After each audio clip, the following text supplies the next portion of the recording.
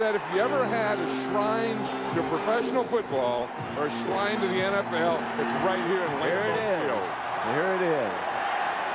This is Robert Tate. The ball bounces away from him, and the Vikings will down it in the end zone. And let's look at their offense. Led by Brad Johnson. Some question about his ability to speak, but he appears to have conquered that. In front of him, Stu C. McDaniel, Christy Dillon, Stringer. Those who handle the ball will be Robert Smith and Evans, Jake Reed, Chris Carter, the wide receivers, and Hunter Goodwin is the tight end, although we'll see a two tight end set up a lot of times for Minnesota today. This time it's regular. They start from their 20. Brad Johnson back to throw it. On first down. Pass complete to Smith. Out of the backfield. Let's look at that very tough Packer defense. The front four. Wilkins, Brown, Santana, Dotson, and Reggie White.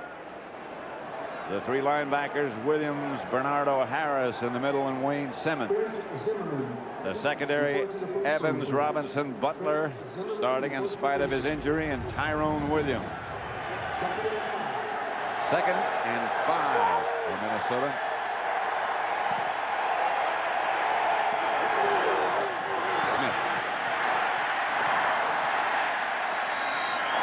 To his left and picked up a couple of extra yards, brought down by Eugene Robinson. Yeah, it was interesting talking to Fritz Shurmur, the defensive coordinator of the Green Bay Packers yesterday, talking about Robert Smith. He said that he thinks that he's the best cutback runner in football. And anytime you have a cutback runner, you not only have to be strong in your defense on the onside, but you have to keep containment and backside pressure and backside gaps. You stay home. Brad Johnson, and this was a quarterback sneak. I think you have to call that more than a sneak as he gets across the 50 into Packer territory, brought down finally by Pryor. Yeah, this is a big play for Brad Johnson. They do this all the time. The Vikings do. You watch here, he just takes the ball and just goes straight up the middle. And I think any time that you don't have a middle linebacker, anytime that you don't have someone right over the center, you see when the middle linebacker moved out there? I think any time that they move out there and there's no guy covering the center, Brad Johnson is just going to take it. There's the Green Bay 44. Hand off to the fullback, Charles Evans, and he gets a couple. I wonder if this Green Bay Packer crowd here, Pat, knows that Brad Johnson can't talk. That I doubt it. He got hurt. He got hit in the throat, and he really hasn't been able to speak all week. He's tried to save his voice. They can hear in the huddle because they can watch and read his lips. Where they're really going to have the problem if this crowd gets loud, hearing this part of it, the cadence, right here when he gets up on the line of scrimmage. Two tight ends set up. Here's Johnson back to throw, fires outside, complete to Chris Carter. Jake Reed, I beg your pardon, who moved over to the other side. Now, and Reed gets the first down. Now there is a big wide receiver, Jake Reed. I mean, you just look at the size of these wide receivers, and they're like, you're 6'3" and 220 pounds. And even Dennis Green said last night, he said, they could practice against these guys, but they can't simulate the size. And then when we talked to Jake Reed, I remember in the league when tight ends used to be that size. Gosh, yeah, he's big, 6'4", 220. Just a little bit shy of a first down as they brought the sticks out to measure. The one thing that they did on that play, and I think it was a big part of this game plan, is having Jake Reed or Chris Carter, but throwing more to that right side against the cornerback Tyrone Williams. Jake Reed is not normally on that side. He is again this time. 4 wide receivers. I don't think they'll run a quarterback sneak this time. Don't think so. Gilbert Brown's over the center.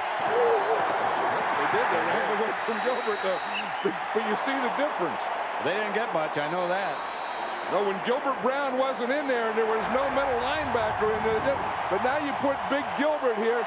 Now what Johnson's going to try and do is get over to this side, but watch the difference. When Gilbert Brown is inside, boom, he just takes on 2, and there's no place for him to go. And by the time he slides out, number 98 gave him. Last time we were here, and today, It's almost 80 degrees warmer. He didn't make it. Yeah, I can believe it, and I can also believe that the Vikings are going to have to go for it again on 4th down. I think this is a situation that if they kick the field goal, it would be a 51-yard field goal. Of course, if you punted and it went in the end zone, you'd only pick up 9 yards. So this is the ideal situation to go for it on 4th down. Now I would expect the running back would get it. 2 tight ends. Robert Smith deep. He gets it. Yeah, he didn't make it. I don't know. It's going to be close. With the last little surge, he might have. But I suspect that they'll measure it again. Johnson says they got it. Of course, he would. Well, one thing they want to do is they want to stay away from that middle, and they want to stay away from big old Gilbert Brown in there. I'm surprised that they did run towards Reggie White, though. I guess he says they got it. He can't make himself heard. I couldn't during the week. This is going to be a close one. They're gonna measure that one. Yep. 3rd time they'll measure.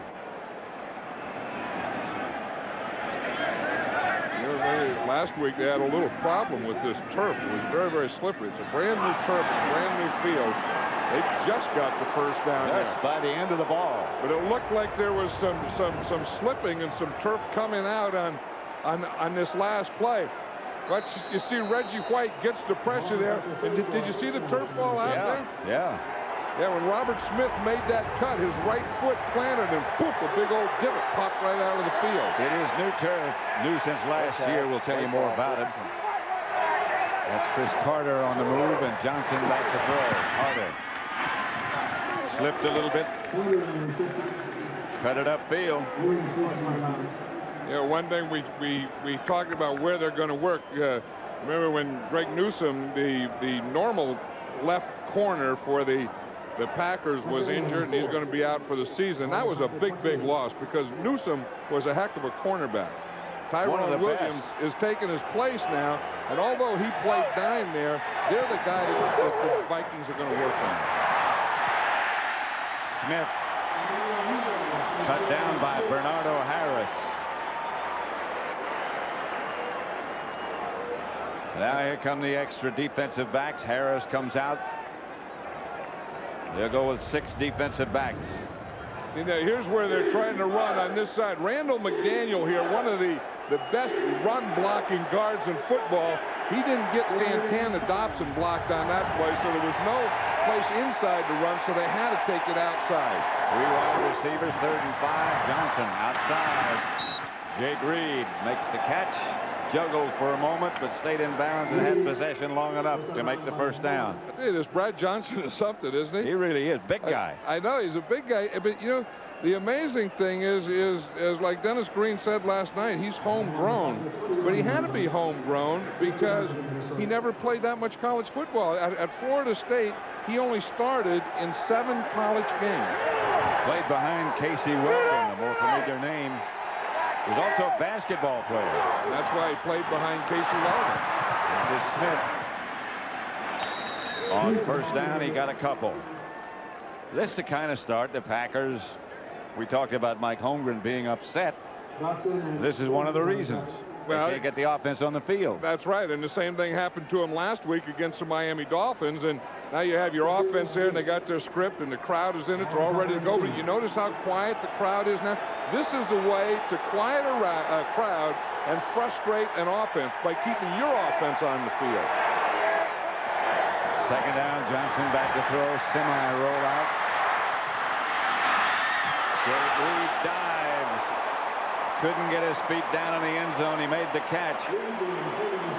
Jake Reed is the downfield gun, and he can get there and get open. And Brad Johnson had a gun on that one, too. I mean, that throw was right there, and you could just see that everything was out of bounds. I mean, he dropped the ball out of bounds. He didn't have any feet down or anything, but you see Brad Johnson makes a little roll to the right, and he's going to throw the post. It was just a little late. Had he thrown that ball a little sooner or a little more to the left, had he led Jake Reed across to the left, that would have been a touchdown. Jake Reed got one elbow down in the end zone, and that was it. One elbow doesn't equal anything. Nope. Jake Reed juggled, had to come back for the slant, but got it. First and goal inside the 5. Yeah, that's what having big receivers does. I mean, you get a guy like Jake Reed. He's so big here that he's tough to bump. You see you come and you bump him, and then he can give you a move, or he can run right through you. And then when he does catch the ball, he's still no bargain when you go have to tackle him. Watch that. He kind of bobbled out. It was behind him, but he's such a big target in there. Both Reed and Carter. Evans, the fullback, still fighting, gets down to about the 2. And you're right, John. This crowd is quiet. Yeah, because they can't cheer. You see, that's the thing. I mean, everyone says get the crowd into the game, but you really can't get the crowd into the game cheering when the other team's doing well. If they were cheering, they'd have to be cheering right now for the Minnesota Vikings. And it is a packed house. Yeah, and this is the 15th play of this drive, so that's a long time for that defense to be on the field and a long time for the Packer offense to be off the field. 2 tight ends set up for the Vikings. Robert Smith. Not quite. Bernardo Harris. About a yard shy, half yard shy. Robert Smith is one of those guys that kind of runs straight up and down and is a long strider and doesn't look like he's going anyplace, but because he takes long stride, he gets there quicker than you think he's getting there. 3rd and goal at about the half-yard line. This would be a good play pass down to fake a run and throw a pass. Smith. Good to dive over. Yeah, he got in the air. He's quite an athlete. In addition to being a fine runner, the track man. But he looked like a track man. He looked like a high jumper on this. Watch here. I mean, he takes off about the 3-yard line, and he doesn't land until he gets about 3 yards into the end zone. Right. He went 6 yards depth, and he went 8 yards up. I counted how high he went. He was 8 yards up in the air and 6 yards deep. Good looking drive by the Vikings, and Greg Davis adds the extra point. Minnesota leads 7-0. The opening drive, 16 plays, 80 yards. Robert Smith scored the touchdown. All the Packers came running up. Now they're running back. Aaron Hayden and Schrader back deep. That's Schrader. Now backwards, comes out of the pack. Stays on his feet, gets out of bounds at about the 25. Brett Favre had to warm up again. Chris Walsh made the stop. And the Packer offensive unit heads on the field. 7-0 Minnesota lead.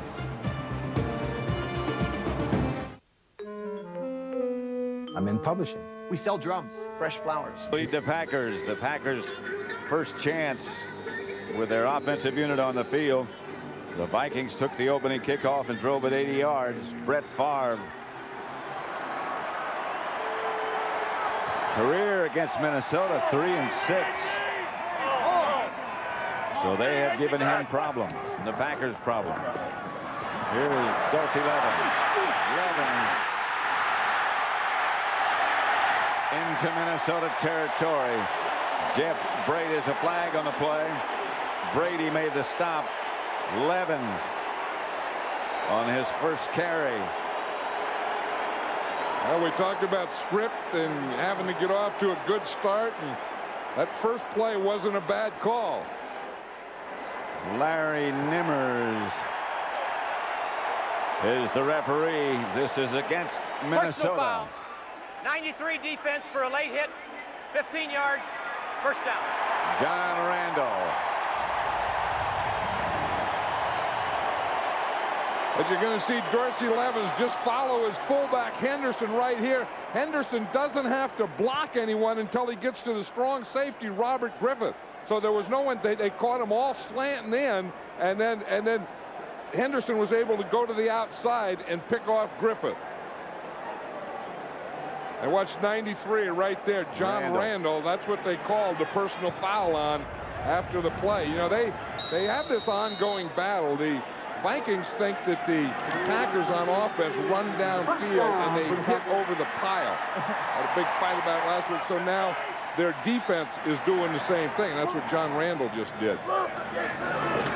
Far outside. Intended for Freeman over his head. Let's look at the Green Bay offense. Led by Brett Favre. Twice the NFL's most valuable player, the longest current quarterback streak. His line, Michaels, Taylor, Dellenbach at center, Timmerman and Dotson. Levens, Henderson, Levens who just made that long run, Freeman and Brooks wide, and Mark Shimura, the tight end.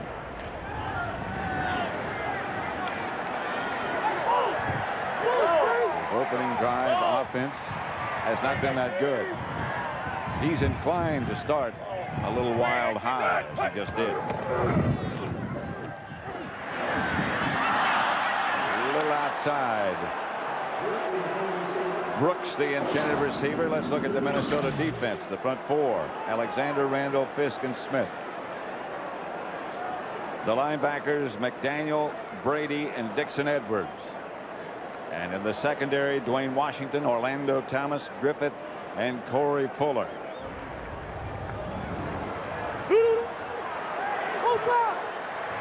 Four wide receivers for the Packers this time. Look at John Randall there. Come on. Yeah. Come on. He's the guy that was talking the whole game. Spun out of his block.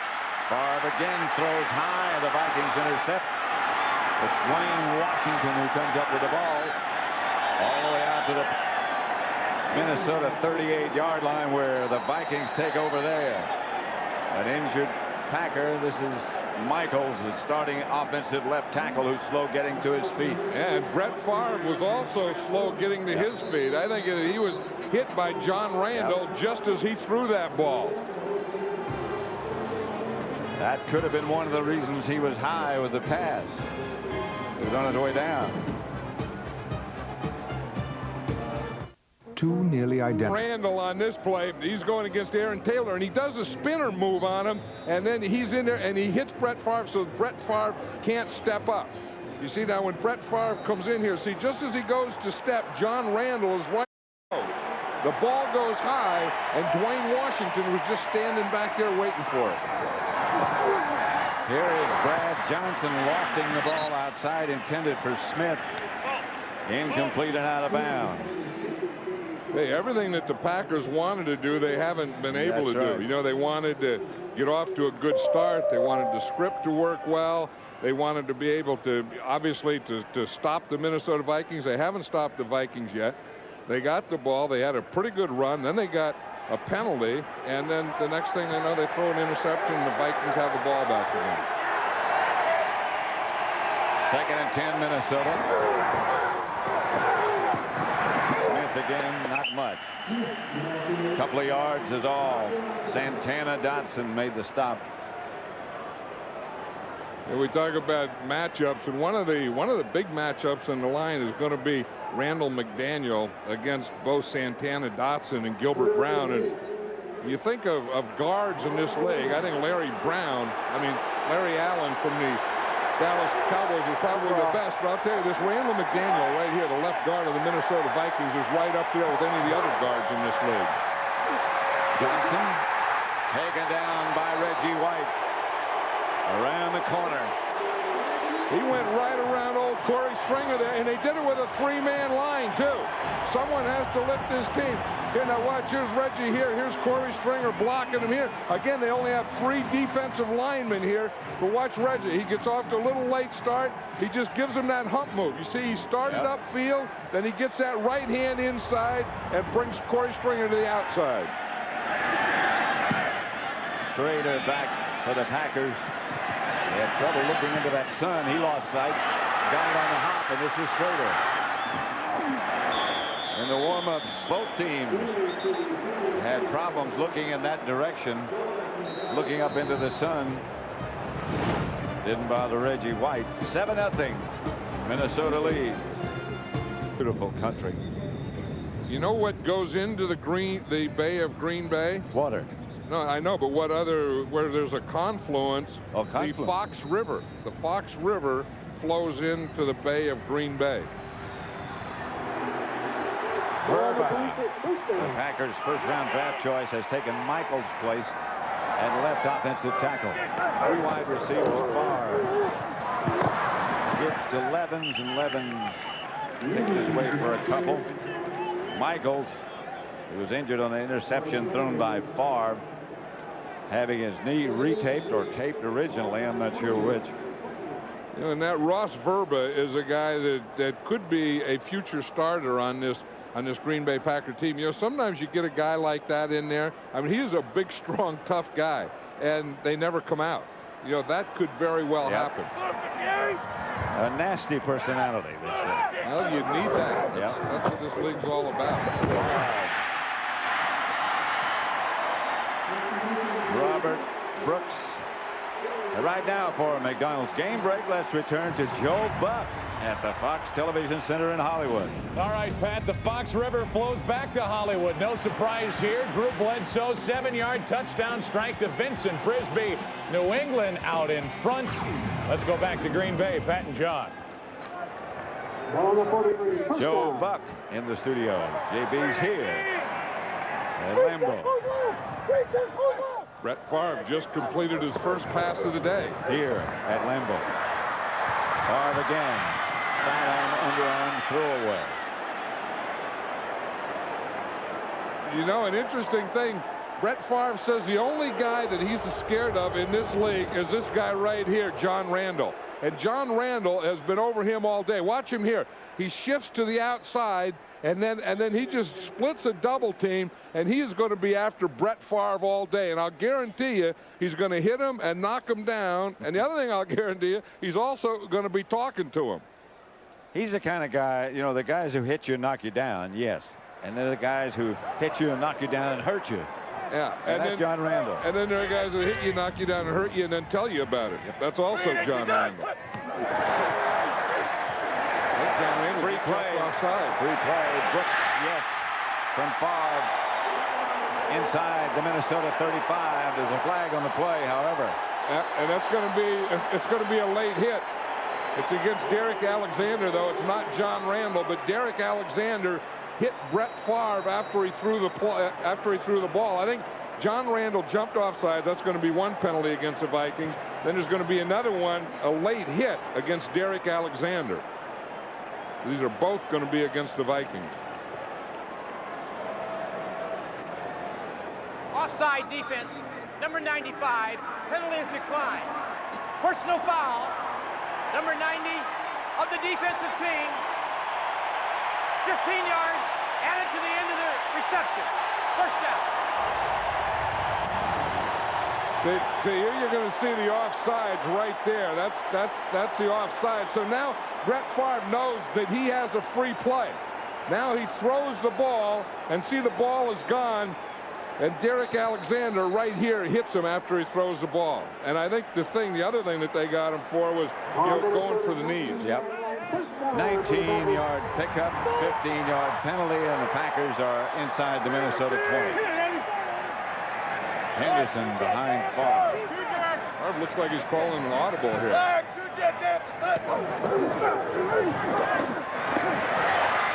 Touchdown. Brooks. And a jump. Yeah, he's going to jump. Got in. He's in there. He's lost. Where is he? Last time I saw him, he was going underneath a cheesehead. Yep, they're picking him back up, letting him come out. Robert Brooks. What a story he's been, huh? Really. Had injuries. Some thought that it may cost him his career, that he may never play football again. The offseason, the dedication, and Brett Favre says the guy hasn't changed. He's as good as he ever was. Which is pretty good. Or the extra point, long error. That ties it.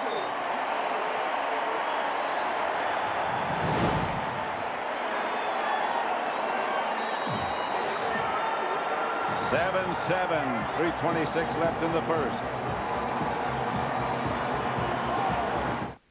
Her record. He's done it in a relatively short time. Robert Tate gets the line drive kickoff and brings it to the 35, and a flag on the play. But, you know, they talk about throwing the ball like a frozen rope. Watch that thing. That is a frozen rope thrown in a hole. They say that Brett Favre can, when he's hot, he can throw a football in a hole of a donut. During the return. And hurt you. Illegal block in the back, number 87. 10-yard penalty, first down. Illegal block against the Vikings. But you know, Another good one. Excuse me. No, I was saying that just shows how tough Brett Favre is. I mean, he had the hit by John Randall, and then he'd had the late hit by Derek Alexander. So he'd just been knocked down a couple times when he stood up there and shot that touchdown in there to Robert Brooks. 3:17 left in the first quarter. 7-7 tie. First and 10, Minnesota back at their own 15.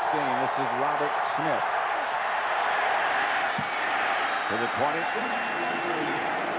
You know, sometimes you can get a little too fired up, and I think the Vikings, especially on defense, are a little too fired up. I mean, they're giving things away like the late hits, the penalties. They've had 3 penalties already, and there's a fine line in football. There's a fine line between being ready, being aggressive, going after them, making things happen, and then, you know, hitting late and doing those kinds of things. And they have 2 penalties for late hits so far. Brad Johnson through the hands of Jake Reed. He can play with passion, but you have to have a little poise to go with it. Yeah, and it has to be a smart thing. It has to be, you know, the type of thing that you want people to go all out. You want them to do everything, you know, from the time the ball snaps till the whistle blows, and then once the whistle blows, there's nothing else you can do until the next time the ball snaps. And the real champions know how to do that week after week. I used to always tell my special teams guys, I want fanatics here. I want fanaticism. Then I'd get penalties, and I'd say, I want controlled fanaticism. Here's that quarterback sneak again. A face mask violation this time is going to be against the Packers, I'm sure. Johnson saw no middle linebacker and took off. Yeah. Anytime he sees a soft middle, I think he just kind of gooses the center and goes. Personal foul, 15-yard face mask, number 59, 15 yards, first down. Very little is good with a soft middle.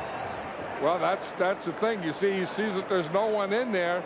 Then the first guy that gets there is number 59, Wayne Simmons, and he gets there with his hand on his face mask.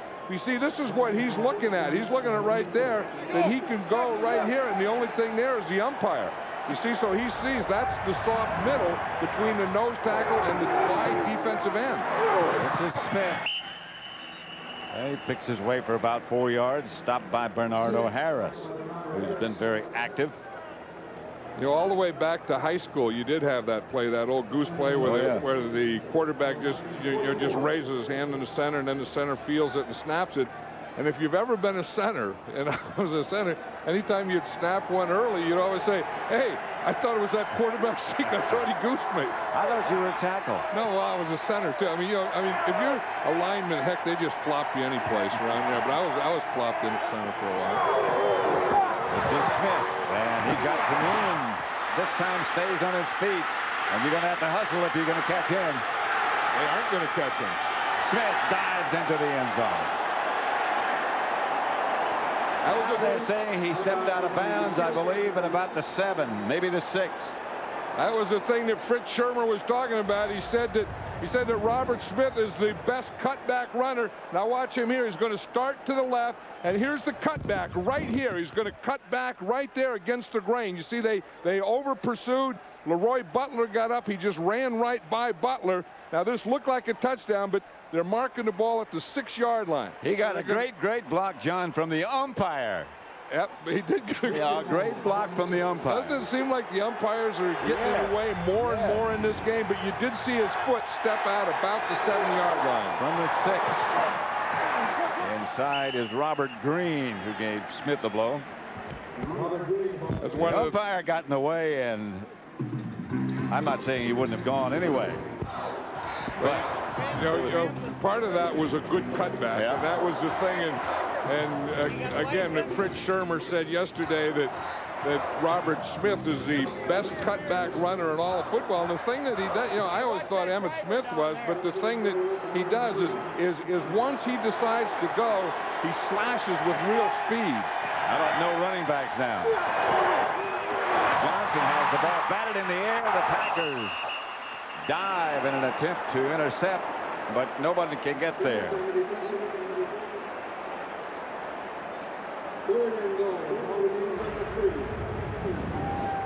But just there's, you know, as you say, it either has to be a quarterback sneak or a pass, because when there's no one there, you know that we're going to be in there, and they have to throw the ball. Wayne Simmons was a linebacker, and all he was doing, I think he was just playing for the quarterback sneak, and he was spying on the quarterback or shadowing him, and then he just got in that lane that Brad Johnson was going to throw the ball in. That's the deep back. Johnson fires it through the uprights. No flags, and the field goal team comes on. Yeah, that's the place to throw it away, though. Yeah. I mean, if you're in there and you're on the 7-yard line, just think how big a play that was when Robert Smith stepped out of bounds. Oh boy, yeah. You know, that was a 4-point play. That step on the sideline was a 4-point step if they make this field goal. Greg Davis for the extra point, for the field goal, sorry, from 22 yards away. Berger is the holder.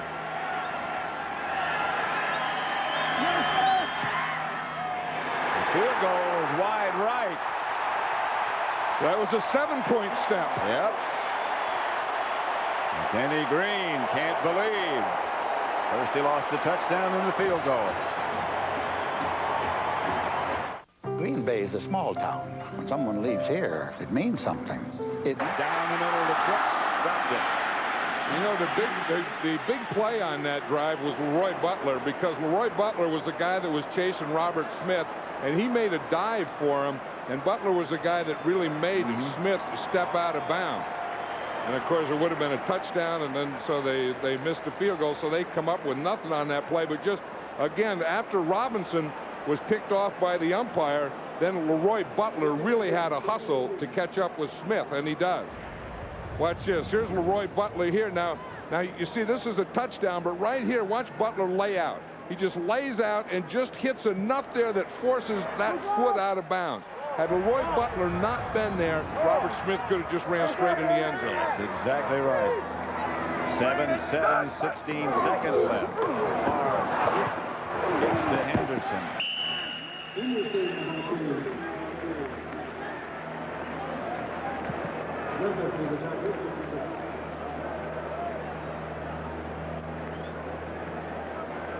Robinson and Robert Smith hasn't been able to stay healthy in previous years, but he is dangerous when he does. 7-7 at the end of one at Lambeau Field in Green Bay. 7-7 tie at Lambeau Field, 3rd and 6, far back to throw under pressure, steps away from it, incomplete, intended for Freeman. You know, Brett Favre is one of those guys, especially early in the game. When he's good, he's really, really good. And then when he's bad, he can be really, really bad. But then he can go from being really, really bad to being really, really good awfully quickly. And once you've seen a really, really good one like that, they just stick out. You can really see the difference. Well, he was really, really good on that on that last one that he threw on that last series when he threw that touchdown to Robert Brooks. Hendrick. Fine punt. David Palmer will field it for Minnesota. Palmer comes out of the pack momentarily, gets out to the 35. The Vikings will take over there. 14:42 left in the first quarter. Minnesota and Green Bay. Corn. I think that's feed. If it's Whatever. real big field, that's feed corn, and you don't just go pick off a cob and eat it. You can. Yeah, but you have to have eaten corn or smaller patches. Robert Smith, the ball carrier, stopped by Gabe Wilkins. Look at the Vikings rushing yards in the first quarter. Yeah, 110 yards And, you know, and look here, 27 plays. The Packers have only had 11, and it's because of this. They've had the ball in the first quarter 11 minutes and 53 seconds, and the Packers only had it 3 minutes. And that's one of the things that Denny Green told us last night that they had to do. Control the clock. Yeah, but they left 7 points sitting out there in that field, too.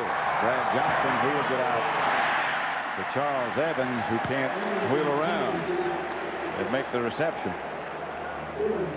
Yeah, it's interesting, see, because the crowd really hasn't talked, and I think it would really not affect when he calls the play in the huddle, but right here, when he gets up on the line of scrimmage, if they ever got into it right now on 3rd down, his line wouldn't be able to hear him. And he'd have to deal with the wide receivers with hand signals, which they do a lot anyway.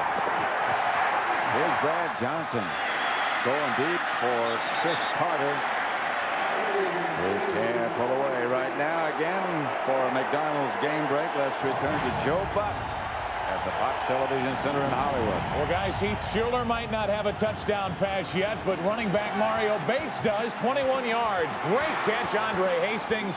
He just ran in another 74 yards. It's a 14-0 Saints lead hosting Detroit. It is 7-7 at Lambeau Field, the Vikings and the Packers. This is Schrader. And Schrader has some room. Hurdled over one of the Viking tacklers, and he too was quite an athlete, is quite an athlete, I should say.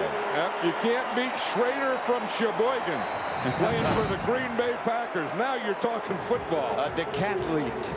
54-yard punt, 39-yard return.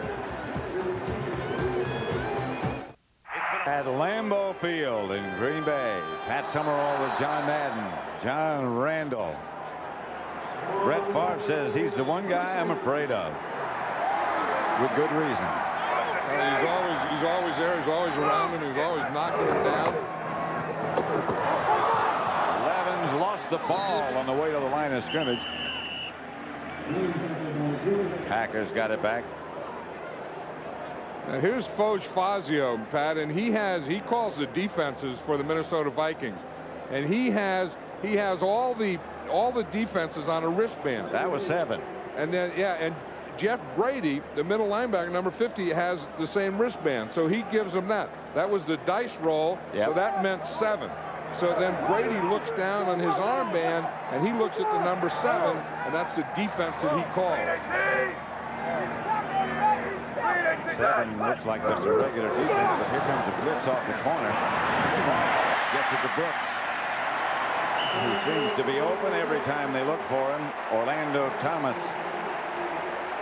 Little action down there. Robert Griffith was the guy who came on a blitz, and he was blocked, and he started doing some talking after that play. But again, Favre is a type of guy that'll stay in the pocket, and you're going to hit him, and you're going to blitz him, and there's guys coming. See, here's Griffith coming right here, and he's oblivious to it. He doesn't know it. He steps up and just fires that thing in there, and any hole that he can find. 11. You see Favre on that fake back? He handed off the ball to Levens, and then he faked a bootleg, and then after he faked a bootleg, he faked a jump pass. Now here's a guy who's having fun with football. But watch Brett Favre after he hands off. Now right now he doesn't have the ball anymore. He hands it off. Now watch, he goes out there and he fakes a jump pass. But you know the funny thing about it? That held a linebacker. Yes, you see the guy stays out there and he reacts to it. And he said, I know it's stupid. He said, I'm just doing it because I'm bored. He said, but the funny thing is, guys still do react to it. And they always will. Favre throws short. Intended for Freeman. Flag on the play.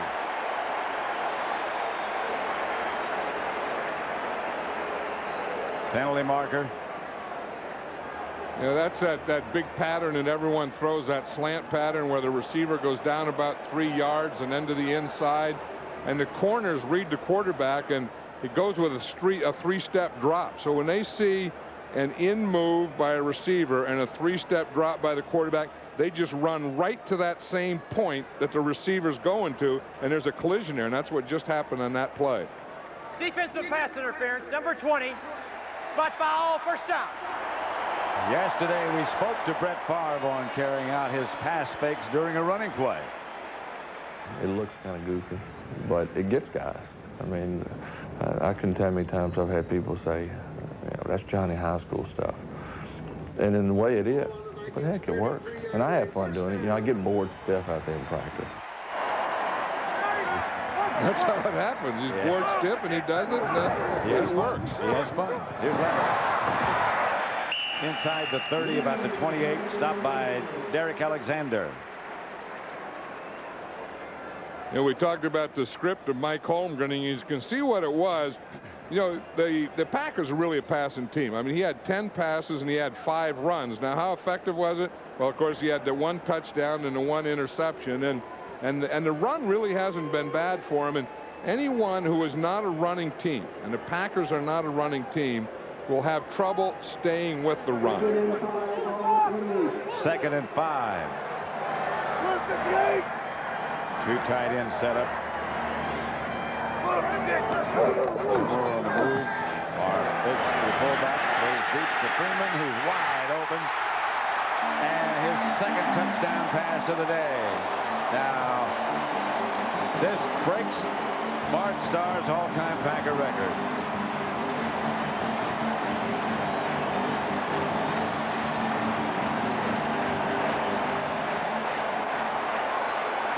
Brett Favre has just made Packer history by throwing the 153rd touchdown pass of his career, breaking the team's all-time record of 152 set by Bart Starr. We direct your attention to the field, where referee Larry Niemers will present Brett with the ball he threw for the record-breaking pass.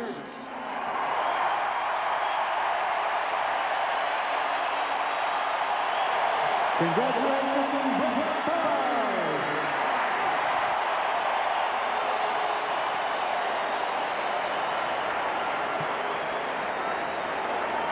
Bart Starr, the great Bart Starr, had the record. Brett Favre just broke it. And he was really, really good when he did it.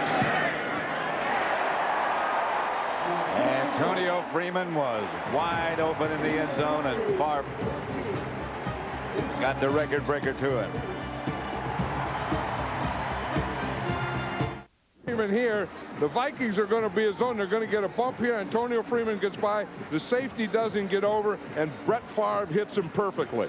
Antonio Freeman, the outside receiver. See, there's no bump there, so Freeman is running right down the sideline. The safety looks to the inside. He's in zone. He doesn't get over there, so Antonio Freeman's wide open in the end zone. Robert Tate takes the kickoff, and he is down about the 15. Aaron Hayden down to make the stop. The Aflac trivia question. What player scored the most points in 1 quarter in the history of the NFL? Most points in 1 quarter. You know? No, with the Aflac trivia, are we supposed to give any hints? Yeah, I guess so. Go ahead. Okay, I'll give a hint. It was a Green Bay Packer. That would be my hint. And yes, I do know who it was. Okay. But I didn't until last night. Robert Smith stopped at the line of scrimmage, so let's let everybody in on the Aflac trivia answer. Don Hudson, a great receiver, kicker for the Green Bay Packers, scored 29 points in 1 quarter. 4 touchdowns, 5 extra points. And he, of course, among those honored in the Packer Circle of Honor.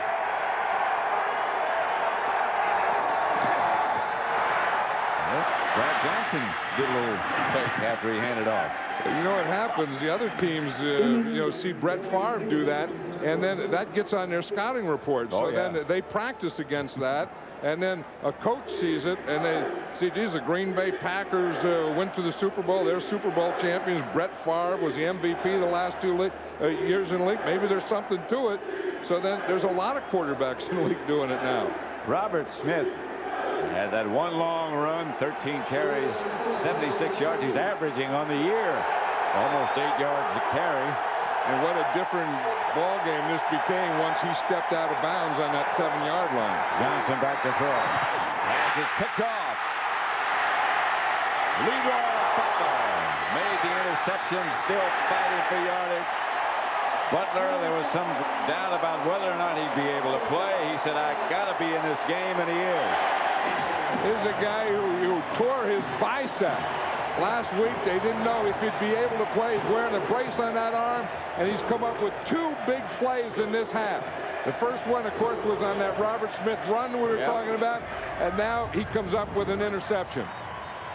But you mean, he's a strong safety, playing zone most of the time, and he's just reading there, and he just got underneath that. You see, he was just playing that zone, that cover 3, where he had the outside flat, and he just read that. That was the 27th interception of his career. David Palmer was protesting that he was interfered with, but the ball belongs to the Packers. The Minnesota 26, 1st and 10. Ross Verbal, the rookie, is still playing left tackle for the Packers. Here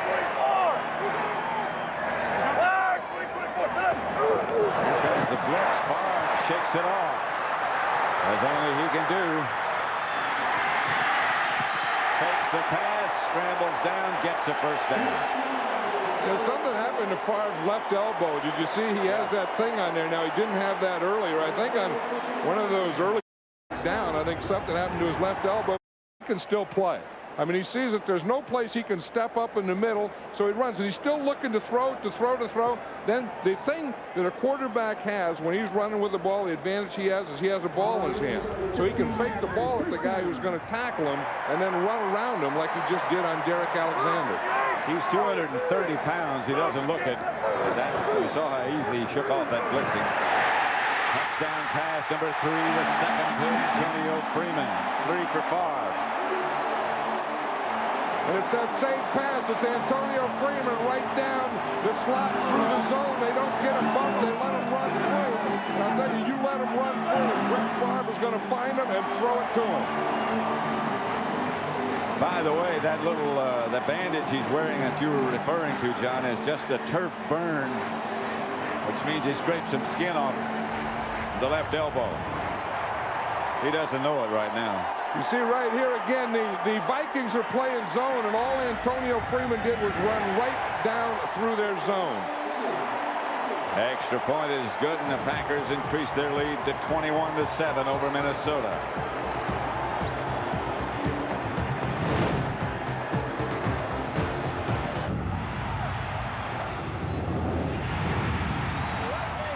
At the point that it goes in is called a confluence. We'd have that somewhere else. Three River Stadium, you have a confluence where the 3 rivers meet. Let's watch that touchdown again. And you're going to see the Vikings are zoning. They're going back here. This free safety is zoning here. They're zoning, and they're just letting the receivers run right through their zone. And it doesn't do any good to zone the end zone if the guy's going to catch touchdown passes in front of you. You see the zone? No one is playing man-to-man. Here's Antonio Freeman. He's wide open, and they hit him between the guy that has a deep outside the corner and the guy that has a deep middle. You cannot zone the end zone when you're that deep. Here's Robert Smith around the corner. Flag on the play back at the line of scrimmage. I think they're going to get called for holding on Wayne Simmons. Wayne Simmons was a strong side linebacker, and I think Simmons would have been in position to make that play if he weren't held. You could just... Offense number 82. 10-yard penalty. Repeat, first down. That's Andrew Glover right there who did that, and they were just going to go right around him. Favre surveying that defense you were just talking about. He's got 4 wide receivers. Looked to see what that safety man was going to do, which way he was going to go, and then he found Freeman. The draw. 1st and 20, Robert Smith. Not much doing. Gabe Wilkins to make the stop. You know, now I think with this lead, they can probably rest big Gilbert Brown. Gilbert Brown hurt his knee last week. Yep. In fact, it was his kneecap, and he told me the other day that the kneecap just moved. I think it moved. You know, usually your kneecap is right in front of your knee, and I think his kind of moved to the side of his knee. And they had trouble finding it. Yeah, and then they got it popped back in finally. So I think any chance that they have today to rest Gilbert Brown, they're going to do it. Here's pass completion. Johnson. Yeah, we just saw a picture there. Excuse me. I was just saying Roy Butler and how big a part he's played in this game, because he was the guy that, again, you go to that Robert Smith play where he stepped out of bounds. I think that was a big momentum changer in this game, and Roy Butler was the guy who forced him to step out of bounds, and then he got that interception just before this third touchdown that Brett Favre threw. And of course, the Vikings, after he forced him out of bounds, missed the field goal attempt. So that was a real momentum changer, whatever you want to call it. Johnson sacked by the Packers. Butler's on top of the pile. Along with Gabe Wilkins again.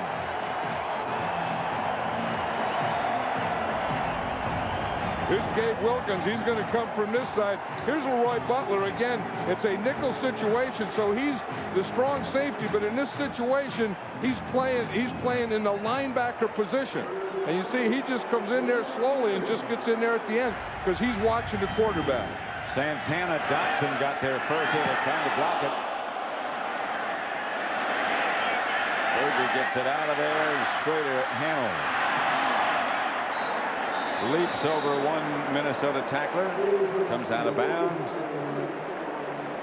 and the Packers take over again, leading 21-7, 6:04 left to play in the first quarter. 50-yard punt, 11-yard return.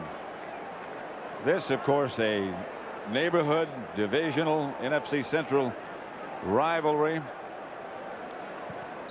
that is as intense as it gets between these two. Well, and you know the Minnesota Vikings always feel confident when they play the Green Bay Packers because they've beaten them 7 out of the last 10 times. So they think that they know how to play them and play them well.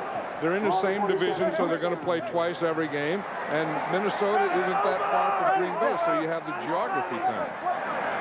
Two tight ends set up this time. It's 11. Levin's for about 6 or 7. Ed McDaniel tripped him up. Passing by distance for. Here's where, I mean, he'll do this. Throw. Sometimes football has gotten so they don't throw deep anymore. But look at this. He's 3 out of 6 for 70 yards and 2 touchdowns in 16 or yards or more. Again, he's 11 out of 15. And that other, so it's not just short passing in this offense anymore. 3 wide receivers this time. Favre gets to Levin. Not much. A yard, maybe Ed McDaniel made the initial contact. Dorsey Levens says it's a lot different. After Edgar Bennett got hurt, Dorsey Levens became the only back. When the Packers run the ball is going to be run by Dorsey Levens, and unless Favre scrambles with it or something. And asking him the other day, what's the difference? He says, I'm tired all the time. Yeah.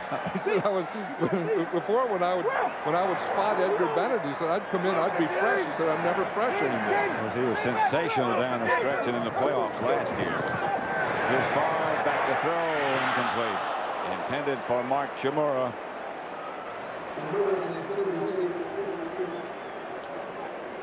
Yeah, if you look when the Packers run the ball, Brett Favre runs it 14% of the time. That's a scramble. William Henderson 12%.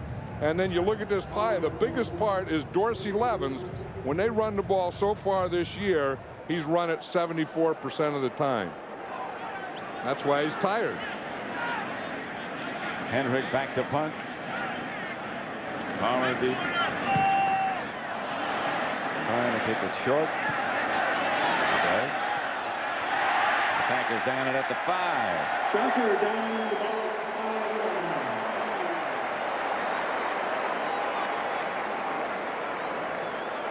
This week, it's the final weekend of the season, and the Fox Saturday Baseball Game of the Week will be there to bring you all the action when the postseason hopes are on the line. Coverage begins at 12:30 Eastern Pacific with In the Zone, followed by all the action.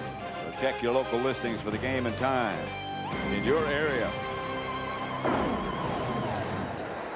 First down, Minnesota, just outside their own 5-yard line. 21-7 Packer lead. Now this crowd's getting into it. Encouraging the Green Bay defense. Well, and that's going to cause Brad Johnson some more problems. Out of the end zone, Johnson fires. Carter. Feet got tangled up. He wants a penalty call. Well, we knew that they were going to work on Tyrone Williams, and they started out in the first quarter. They were working on Tyrone Williams. They had some success. Then they went to the running game. They got away from the Jake Reed, Chris Carter type thing, and now they look like they want to get back to it, and that's pretty good. The only thing bad about it is the field position's terrible. One thing about Brad Johnson, he will throw it up the field. And he has two guys that'll go get it up the field in Jake Reed and Chris Carter. He hands off to Robert Smith. Who maybe got 2 yards. Packer offensive line meeting over on the sideline. There's Earl Dotson there. He missed last week. He had a turf toe, didn't play last week. In fact, number 64 there, Bruce Wilkerson, played in his place and did a good job. You know, offensive linemen even sit on the bench the same way they line up in the game. Did you know that? Like Timmerman is a left guard, the right guard, and Dotson's a right tackle, so they sit right and left, right next to each other. 3rd and 7. Packers with a 3-man rush. Johnson intended for Carter, incomplete. And the Vikings will have to punt again. The Packers have the Vikings right where they want them now. Mitch Berger will come in to do the punting. Schrader back deep for Green Bay. And you know that the Packers are going to get good field position here and then go after another score.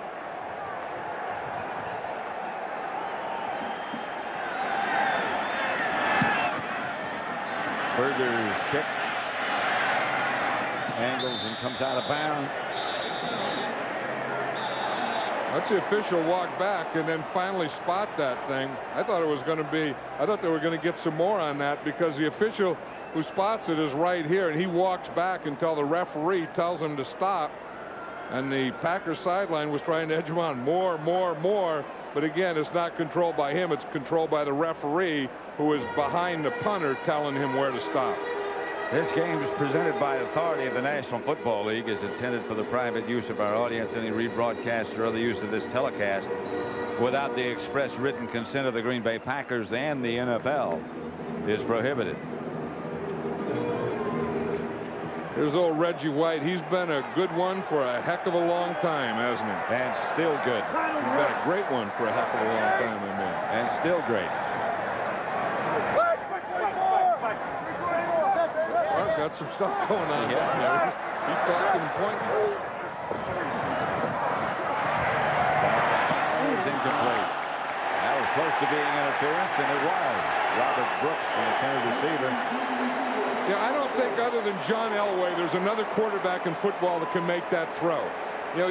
He's going to throw to his left. He was talking to Antonio Freeman about something out there to his left. Number 27, automatic first down. Corey Fuller. And now he's on the left hash mark, and he throws it all the way across the field. Brett Favre is over here, and he's on the hash mark away from here. And he throws the ball all the way across the field on a line to Robert Brooks and hits him right in the hands. I don't know. I would say that Elway could probably do it, but I'd also say that from that hash mark, no other quarterback in the league could do that. 1st and 10, Green Bay. They're at the Viking 37. Blitz coming. Favre had a perfect call. Levens on the screen pass to inside the 20 to about the 18. Stopped by Ed McDaniel. Dorsey Levens was perfect on that play. It was a screen pass to him, but it was a blitz. So the first thing that he did is he blocked. He didn't go out in the screen. You watch Levens here. He doesn't come out. He's going to boom, and he's going to block the blitz, then let the blitz come, and then get in behind the screen. And that is excellent. You see, right here, you see him, boom, he blocks it right there, and then as he lets him go, he comes off, and that timed up that thing perfectly. 1st and 10, Green Bay at the Minnesota 19.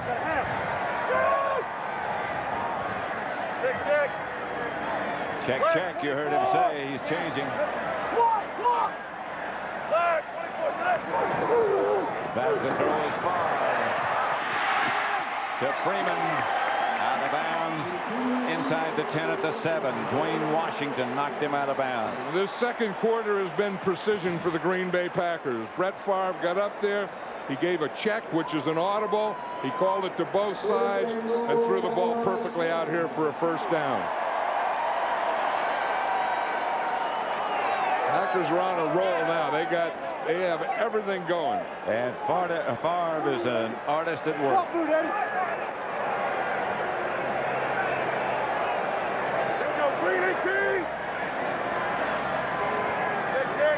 Black 24. Audible. That was a little slow getting underway that time. Flags fall everywhere. The Vikings might have jumped off sides, or they might have taken too much time. Or it might be the 2-minute warning. Prior to the snap, false start, offense 73. 5-yard penalty, still first down. Aaron Taylor called for the violation. That could have been any number of things. 2-minute warning as Favre comes over to visit with Mike Holmgren.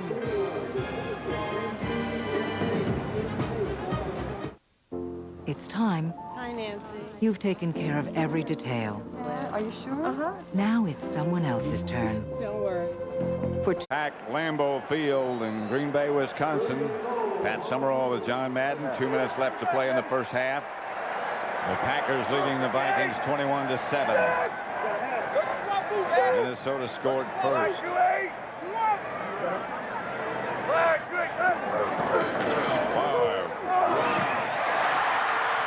Freeman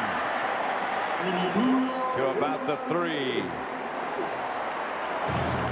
Yeah, we always talk about the red zone. The Packers are very good inside the red zone today, but the red zone is the area from the 20-yard line to the back of the end zone, of course. So you got, when you're talking about running, you have 20 yards to run, but you have 30 yards to pass. Now, what the Vikings are doing is they're trying to zone the end zone today, and the Packers are really eating them up with the passing game. Now, most teams have been to figure it out today against the Minnesota Vikings. 2nd and goal. Evans was the man in motion. Brooks was the intended receiver, just bounced off his fingertips.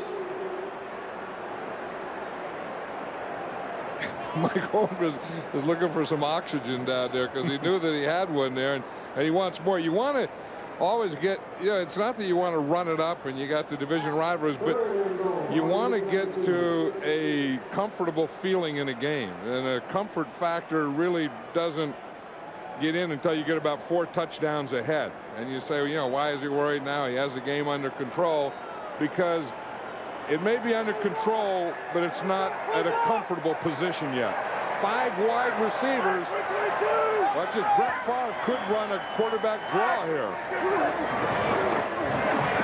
fires quickly to Harry Mickens this time. And Mickens takes Favre's 4th touchdown pass of the day.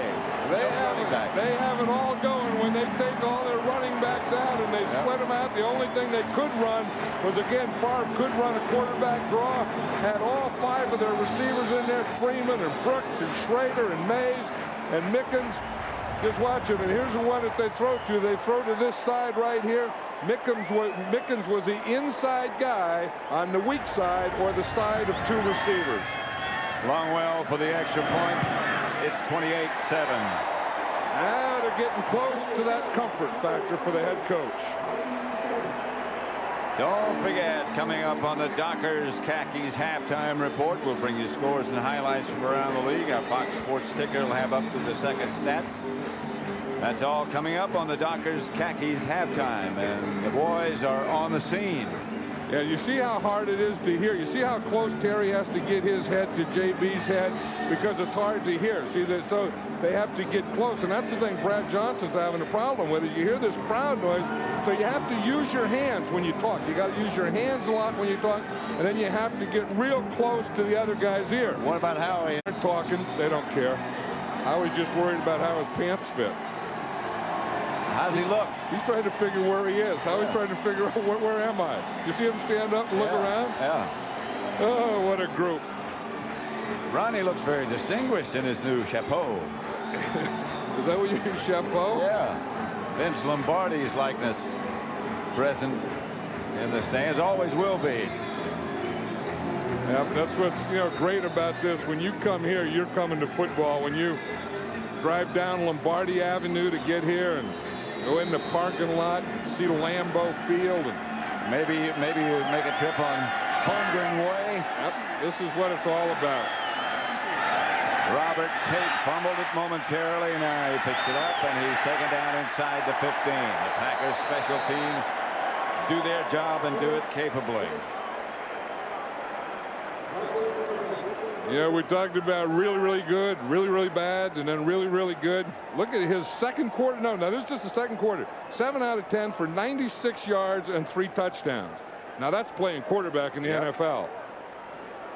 That is, well, a lot of people would settle. A lot of people would settle for game stats like that. 3 touchdowns. And and the thing that impresses me about Brett Favre, Pat, is he has fun doing it. Yep.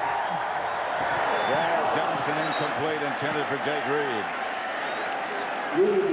He said, and he hasn't gotten hit a lot today. I think they started out earlier and they tried to blitz him and they went to a zone. And he said sometimes he's played the Minnesota Vikings and he gets hit so hard that his tongue slaps his brain.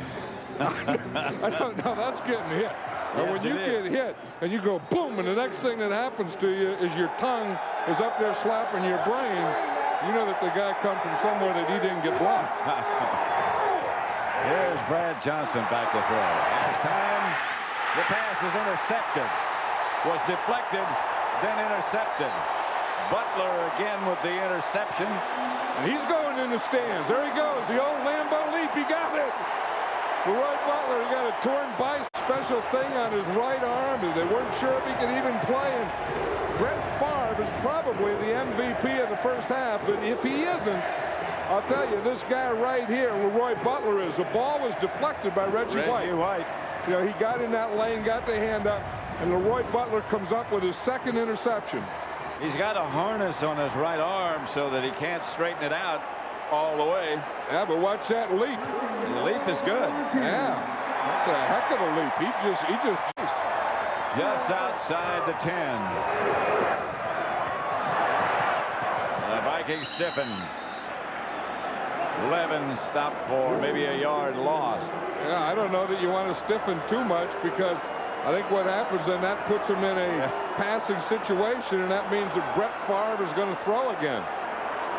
Wouldn't be surprised if they would go. They're not doing it, but if they don't get a first down here or a touchdown here, go to that 5 wide receiver thing again, because Minnesota is having problem with their pass coverages down here in the red zone today.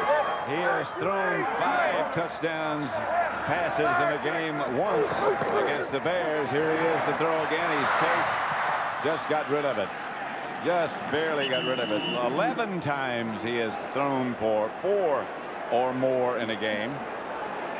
5, 10 times, 4 touchdowns. Well, Jimmy, there's John Randall, and he's going for the face. He was going for that thing where your tongue slaps your brain, but he didn't get that kind of hit. He was trying to make his tongue do it. But this has to be frustrating for John Randall, because he was so fired up and wanted to get after Brett Favre, and they were down 28-7. Third. As Favre fires, the touchdown pass is caught in the end zone by Brooks, but there is a flag on the play. And there's also a whistle, Pat. The whistle, for some reason, blew before Brett Favre threw that ball. So I would say that the penalty... Prior to the snap, false start, 87 offense. 5 yards. That's what I was going to say. Yeah, it had to be against the offense where a false start, because when the false start happened, that killed the play. So the whistle blew, so there really was no play. And then the guy that did it, of course, was Robert Brooks. So it brings down 3rd and goal from the 16-yard line. Robert Brooks got a little anxious when he heard his number called. 11 seconds left to play in the first half. Packers 28, Minnesota 7. Far back to throw it. Up front, throws low. The ball didn't quite get to the receiver, Derek Mays. Favre under pressure. And they'll have the field goal unit come on. You know, that's a sign of a competitor. I mean, a guy that, you know, gets upset when things don't go well, but, you know, instead of getting down, it makes him play better. I mean, they knocked him down a couple times. He comes up and he throws touchdown passes against them. Robert Brooks is explaining what he did on that pattern and why he didn't. You know, they did have the touchdown, and of course it was called back because Robert Brooks moved early. Long yards out is good. And the Packers increase their lead to 31-7 with 3 seconds remaining in the first half.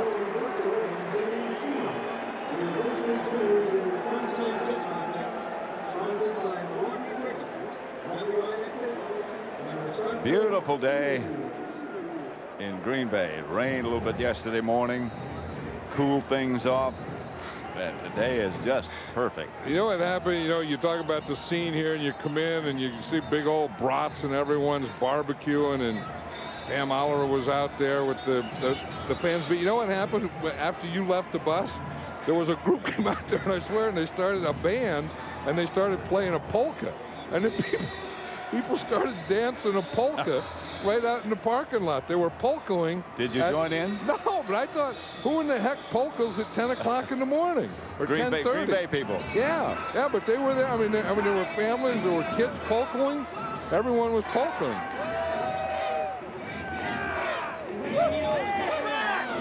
The Dockers Khakis halftime report coming up. The guys are on the scene. They're here at Lambeau. Bouncing kickoff is juggled for a moment by Harold Morrow. And then he is hit down. That's the end of the first half. With the score, Green Bay 31, Minnesota 7. Fox NFL Sunday will continue with the Dockers Khakis halftime report after these messages. Schrader is hit down to 20 in the fumble. The Vikings saying we have it. And a lot of them indicate we have it. Nobody in the striped shirt, and now somebody in the striped shirt. One of the officials indicates that Randall did fumble, that Schrader did fumble, and the Vikings do have it. And that's what Denny Green and the Vikings had to talk about when they went in there is, okay, man, the second quarter we got whipped. We got to come out there and make something happen right off the bat. And right off the bat means your special teams. You need guys flying down there. When you're down 31-7, you have to do things like that. You have to put your helmet on the ball. You have to try and strip. You have to do those kinds of things in all areas, not just your offense, your defense and your special teams. So they get their first big play from their special team. Recovered by Leonard Wheeler. 1st and 10 Minnesota, just inside the Green Bay 19. Robert Smith to the 15 and just across. The other thing the Vikings probably, talked about is you can't look at the score when you first come out in your first series in the second half. You just have to get things started again. So they probably want to start the game about the same plan that they started the first quarter. I mean, so they want to play this third quarter like they played the first quarter. 2nd and 6. Green Bay 31-7 over Minnesota. Smith hit and knocked backwards. Hit by Santana Dotson. This is a guy who's not big. He's tall and sort of gangly looking, but a great athlete. Yeah, and he goes perfectly with Gilbert Brown in there, because when Gilbert Brown is in there, he's the run stopper. He's the guy that is going to stuff the run. And then Santana Dotson is the athlete. He's the guy that makes those moves. He goes in the hole sideways, does all those kinds of things, and gets a lot of penetration. 3rd and 5. Three wide receivers for Minnesota. Brad Johnson looked right. Gets one of the receivers. And should have enough for a first down. That's Chris Carter. Tell you one thing, this Green Bay defense, after the first part of the game, really has control. Get your strength. I mean, that guys, you say, why do they do? I mean, an offensive lineman, when he ties into a defensive lineman, and when a defensive lineman ties into an offensive lineman, there's always a grunt, and because that's where you're trying to get underneath the other guy's pads, and that's where you get your strength. I mean, you get your extra power with the grunt. Now watch all the grunt. Every time you hit, you're going to hear the grunts. Ball at the 4-yard line. Second down, Smith. Trying to get around the corner. Slips out of a couple of tacklers and gets to about the 2.5-yard line. See, you hear Wayne Simmons on the end there just go, at the end. That gets that extra punch. Watch him. Here's Wayne Simmons here, 59. He'll be coming down the line of scrimmage. He comes off the tight end, come right down here. Now watch him when he makes that hit. You see that grunt is the thing that gives him right there, gives him that extra explosion that knocks the guy out of bounds. If you can't grunt, you can't explode. He'll make it third down. They need explosion right now. Third and goal at the 3-4 wide receivers. No running back. Touchdown to Chris Carter. Got the great hands. And the Vikings, again, you go back to the first quarter, they had things going, they had things started. And here you're going to see Chris Carter, and he's just going to come in. They have 3 wide receivers on this side. Chris Carter just comes right in here in a slant, and he's covered. Pryor was there with him, but Pryor had his back to the quarterback, and Brad Johnson just threw it right over Pryor's head. Chris Carter's 80th touchdown, career touchdown. The 10th player in NFL history with 80 or more. From Johnson to Carter. 31-14. 31-14. This is Chris Darkins this time to return the kickoff. Stopped at about the 17 or 18. What the Minnesota Vikings did on that kickoff is they faked an onside kick, and then they just kicked a normal kick. When you have a kicker like Greg Davis who doesn't get a lot of leg in the ball, you try and do those things to confuse a return team. They've done that a couple times to Green Bay, and that is one thing that has worked for them. 11:44 left in the third quarter. 31-14, Green Bay leading the Vikings. Brett Favre gives to Dorsey Levin. Levin's looking for running room and doesn't find much. Dixon Edwards made the stop. Chris Carter is so good in that area. We talk about the red zone anytime you get inside the 20 and you're going in. I don't know that there's anyone any better than Chris Carter because he's a big target. Yep. And he just has a feel. I mean, he's big and strong. He's not real fast, but he's big and strong, and he has a feel for bumping guys around and getting between a defender and the quarterback so the quarterback has a target in the end zone. He has great leaping ability. On second down, back to throw it.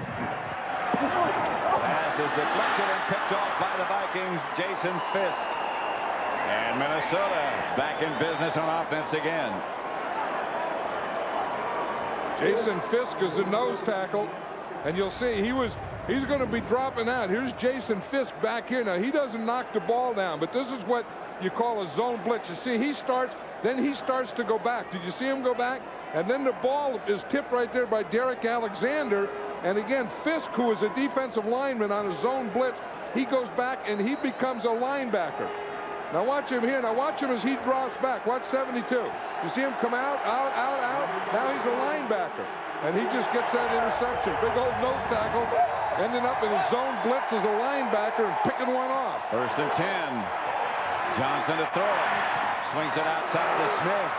Robert Smith inside the 10, knocked out of bounds at about the 8. Make it the 7-yard line. It'll be first and goal from there for Minnesota. Yeah, we always talk about a zone blitz and does it work or not, and you always assume that the blitzing part has worked, but that time the zone part worked, where the 300-pound nose tackle was back playing in a zone. Of course, it was a tip ball, but he picked it off. First and goal at the 7. Brad Johnson has Robert Smith deep. Fakes the handoff to him. Fires incomplete. There's a flag in the end zone. Yeah, and they're calling it a touchdown. Jake Reed was interfered with. Made the catch. Number 59. Penalty decline. Penalties decline, and Jake Reed came down with it. Well, we're talking about Jake Reed, you know, being such a big, strong guy, and we're talking about Carter being a big target in the end zone. So is Jake Reed. But when you're big and strong, these are the kind of plays that you can make. That was a touchdown. There was also a penalty, and of course you turn down the penalty when you get a touchdown. And they're going to go for 2. Carter goes right. Reed comes left with Walsh. Brad Johnson has Smith deep. Gives to, I beg your pardon, not Smith, it's Evans. And Evans gets the 2 points. That's not bad for the Vikings. They've scored a touchdown, 2 touchdowns, and a 2-point play in 1 minute 33 seconds. And they've narrowed the thing to 9 points, 31-22.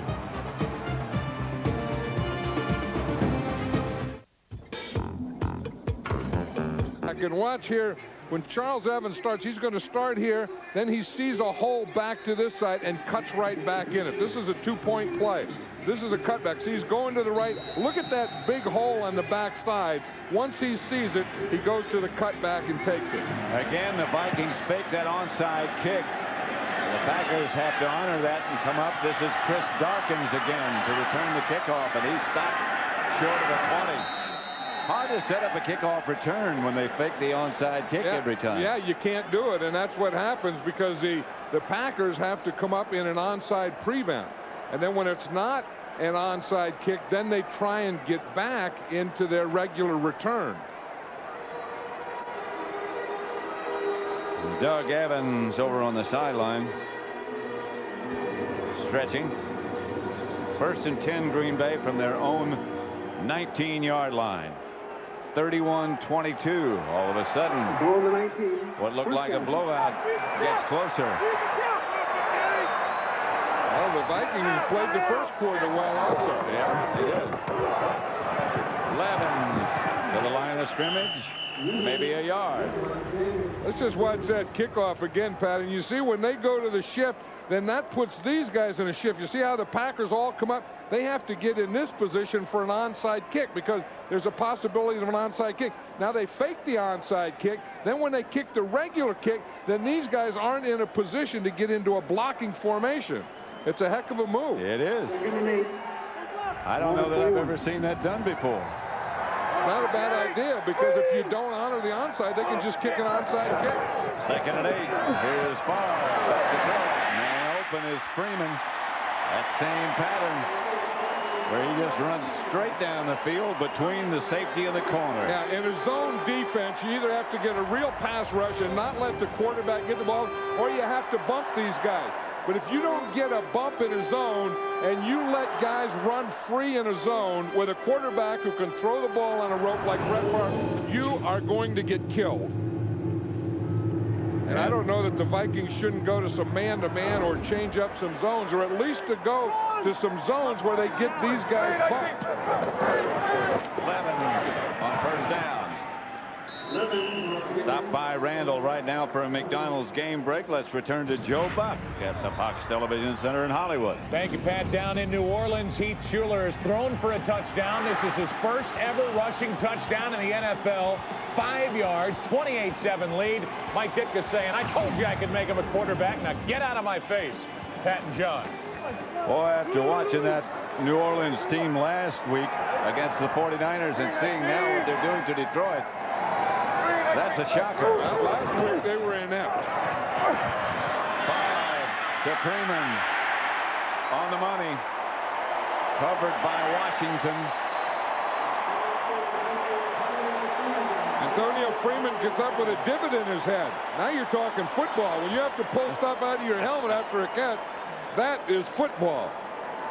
That was pretty good coverage, though, by Dwayne Washington. I mean, that wasn't his own. Here's Dwayne Washington, and this is Brett Favre throwing the ball. I mean, Dwayne Washington is there. He makes the cut with him. He's right there. He has the hand up there, and Brett Favre just makes a perfect throw to Antonio Freeman. He took the divot with his helmet. Freeman has 6 catches. Levens the break.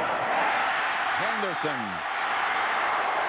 rumbles inside the 15 to the 14 from Favre. See, Brett Favre is so good that he can take the momentum away from you and just take it back himself, and that's exactly what he's doing here. I mean, that throw to Antonio Freeman was really something. And then he gets Henderson.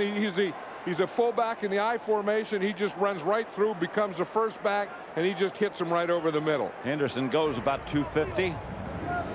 He said he'd rather block than run. That you get hit more, and it's a good point. You get hit more as a runner than you do as a blocker. 3 wide receivers set up this time for the Pack. Levens is the back. And the head office to Dorsey Levens, who spins inside the 10.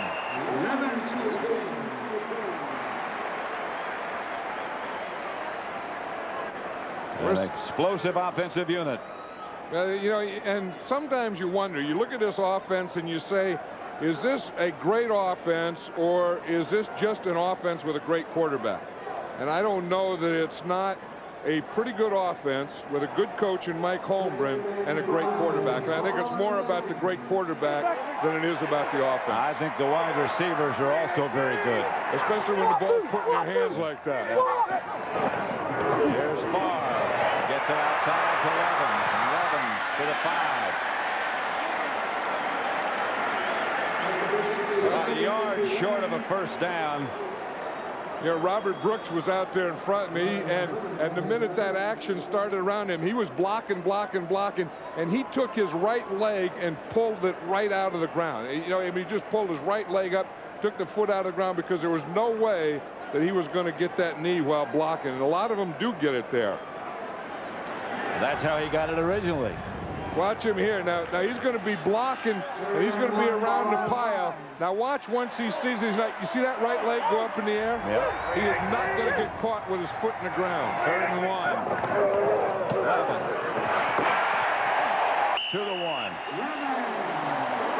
Orlando Thomas made the stop. And Robert Griffith came over the top too, but I think that's probably what William Henderson was talking about, how much more you get hit when you carry the ball than you do as a blocker, because Levens really got it at the end of that run.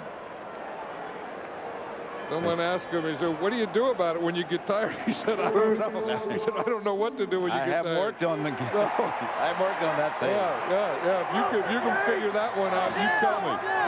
2 tight ends. Favre. Touchdown Chamorro this time.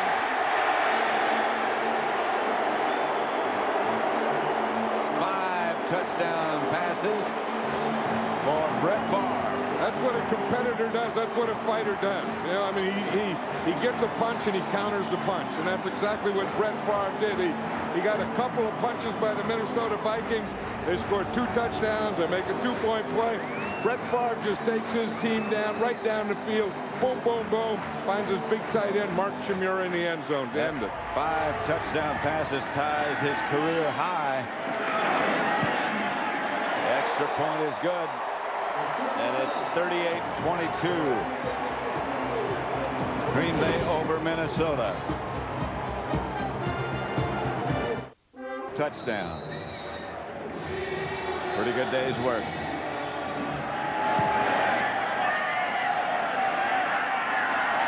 Robert Tate will start from the 4, and this time he has some room. Out of bounds at about the 39. Darren Sharper knocked him out of bounds. 38-22 with 4.5 minutes left in the 3rd quarter. And you eat the cheese, and after you eat the cheese, then you put the rest of it on your head. That's Robert Smith. Picked up about 8 or 9. Stopped by Eugene Robinson. You know, there's a guy who's been a big addition for this Packer defense, Eugene Robinson, and he's kind of the guy that, you know, Fritz Shermer says he manages our defense. He's the talker. He's the guy back there that, you know, gets everyone in place, gets the formation, gets all those things. And some of the things that Ron Wolf has done with this team and bringing in players, sometimes you don't get to talk about the Eugene Robinsons, but that's a big deal. Smith into Packer territory about the 43-yard line. Tyrone Williams made the stop. Robert Smith, who averages, as I said earlier, about 8 yards a carry so far this year. If he can stay healthy, and over 100. And if the Vikings can get a better defense where they can stop someone and not get behind, because the way to take someone out of a running game is just to get so far ahead that the run doesn't mean anything. Here's Smith again, chased to the sideline and cut down out of bounds. Got only about a yard that time. Tyrone Williams on the stop. Danny Green said we have to be able to control the clock. We have to be able to run the ball. They did in the first quarter. Yeah, and they won the first quarter, and then the turning point was when Robert Smith broke away. It looked like he was going to score a touchdown. In fact, it looked like he did score a touchdown, but he stepped out of bounds on the 7-yard line, or was forced out of bounds by Leroy Butler, and they didn't get anything out of that. And then, boom, the Packers took over from that point on. Johnson throws, pass complete. Jake Reed. Stopped by Tyrone Williams, but Jake Reed is just too big. And if they play that defense, if they play Tyrone Williams man-to-man on Jake Reed like this, here's Tyrone Williams, here's Jake Reed, he will run this all day long. And if they don't give Williams any help, and again, it's just a guessing thing, he can hit that thing, and Brad Johnson will hit him on that 5th step every time, just like that. I'm impressed with Brad Johnson. And you have to be impressed with Robert Smith. Brad Johnson, as John Madden said earlier, only started 7 games at Florida State in his collegiate career. Robert Smith, he doesn't look like he would weigh 212, does he? Well, because he has those long muscles, and those, you know, I mean, he doesn't have the thick, bulging muscle, but he has the long muscles, and those are the ones that, you know, let you make those kinds of moves. Evans is the ball carrier this time, and the last surge carries him down close to first down yardage. And Brad Johnson had that old fake again. He handed it off and went back, and he faked that old jump pass. He has that Brett Favre thing. Brett Favre started that, and I think he's just kind of passing it around the league. They move the sticks. But it is fun. You know, if you watch a high school game, watch Brad Johnson here after he hands off. You see, he goes, he fakes the old jump pass. You go to a high school game now, and you'll see all the high school quarterbacks are doing that, and college quarterbacks. When's the last time you saw anybody really throw a jump pass? Johnson taken down from behind by Santana Dotson. Oh, he's giving the old grave digger. That's Gilbert Brown's move. Santana Dotson takes Gilbert Brown's move. Here's Santana Dotson right now. We're talking about what an athlete he is and how he can get his body in different positions. You see, he just gives that rip with his right arm, splits the guard and tackle, goes right through him, and gets to Brad Johnson. It was like we've had enough of this stuff of Brad Johnson throwing the ball.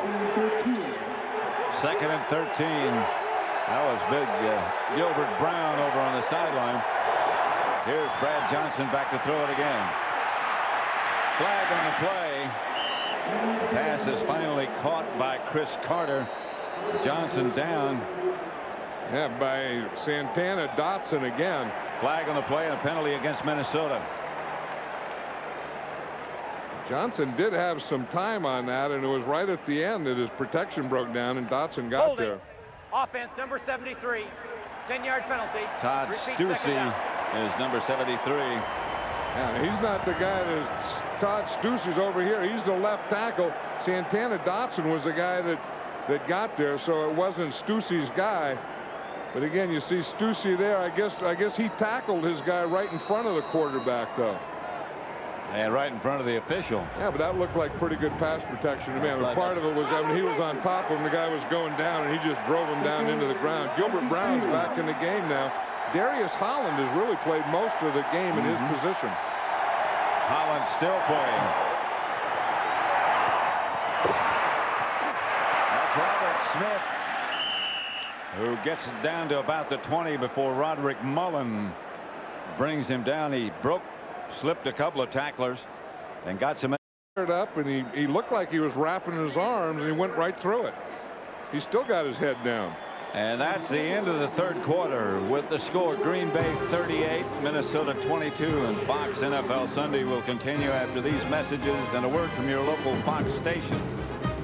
38-22, the Packers leading the Vikings, but the Vikings down at the Packer 23rd and 11. 1 quarter left. Brad Johnson, the Packers blitz. Johnson fires. Carter made the reception. He well short of a first down. Eugene Robinson made the tackle. That was a good tackle. We talked about how valuable Eugene Robinson is. You know, that's a big tackle there, because that could be a 4-point play. You know, again, assuming that they make the field goal here, because that forced the Minnesota Vikings, instead of getting a first down and being able to, you know, go for a touchdown, it's forcing them to try a field goal here. And with 14 minutes left to go in the third quarter, you do have to kick a field goal in this situation. From 31 yards away, Greg Davis will attempt. He missed one shorter, but this one he hits. And it's 38-25. The Packers lead Minnesota. Scored both times, a touchdown and a field goal. Again, they're up in that position to try the onside kick, and now they back out of it. And Davis kicks off. Darkin tripped up just as he crossed the 20. And the Viking defense heads on the field. Green Bay takes over.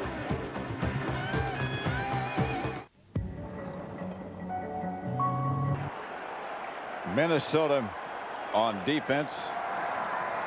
The Packers 38-25 leaders. Here's Favre to throw it. Gets rid of it. That one's on the bounce.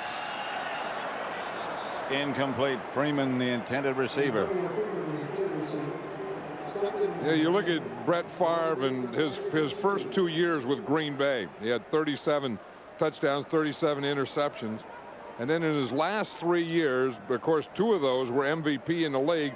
119 touchdowns, 44 interceptions. And I remember when Mike Holmgren said that he went to camp like 4 years ago and said the thing we have to do is we have to get more touchdowns and we have to limit those interceptions.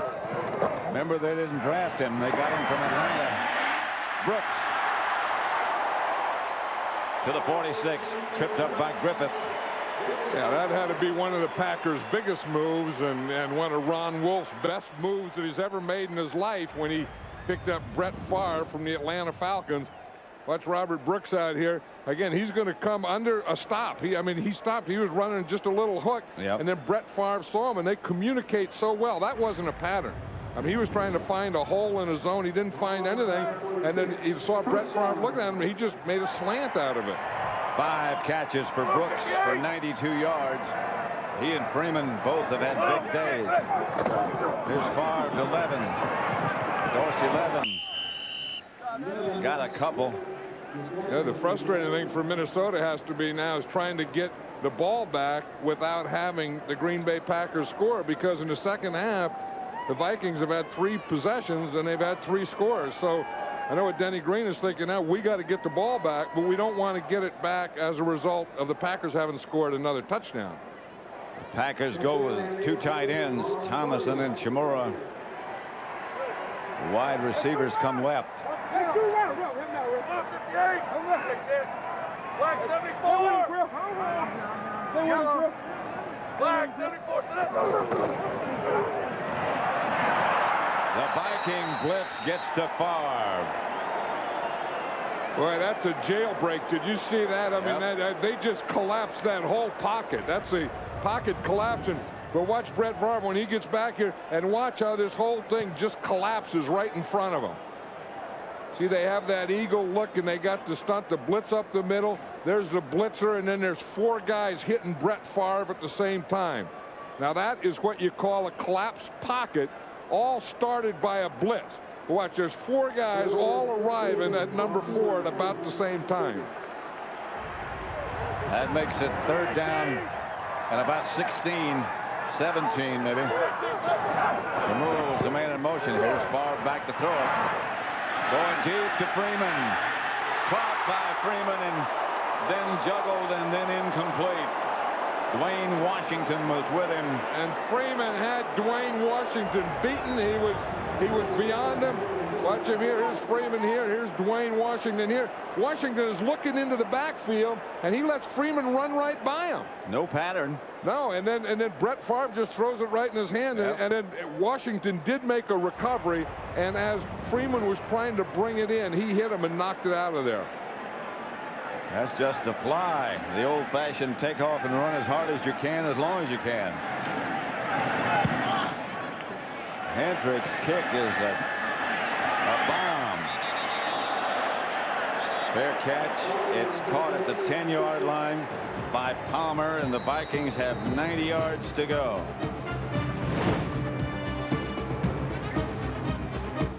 (38-25) Minnesota ball at their own 10-yard line.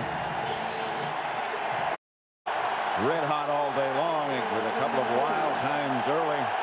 Yeah, Brad Johnson's been pretty hot this second half. He's 7 out of 7. He hasn't thrown an incomplete yet. The handoff is to Smith.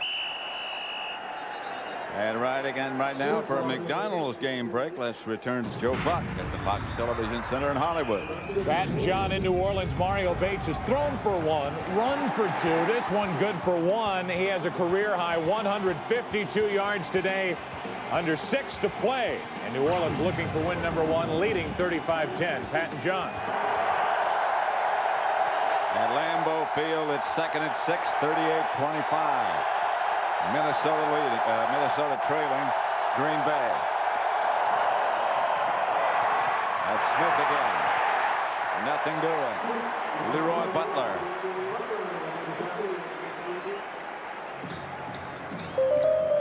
Lost the yard. For a guy that has a torn bicep, Butler is all over the place, isn't he? He said, the only thing he was worried about is, is if he's going to be able to handle or control the pain. And it doesn't look like it's bothering him all. He tore the bicep right in this part of the bicep, right in the middle of the bicep, of course, on his other arm. You see he has a brace on that. They're not going to do any surgery or anything to it now. Big down, Minnesota. Johnson has Jake Reed, and he has the first down. Sharper knocked him out of bounds. We haven't heard a lot of Reggie White, and you see him here on this play. He's been going against Corey Stringer.